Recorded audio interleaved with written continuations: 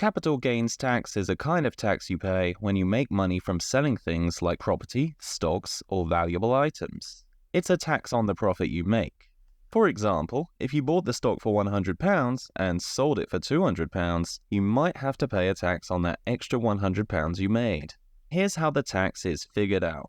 Take the amount you sold the item for and subtract the amount you paid for when you bought it, and also take away any costs related to buying or selling it. If you're a basic rate taxpayer, your capital gains tax will be 10% of this number. For higher rate taxpayers, it's 20%. You don't have to pay this tax on all your profits.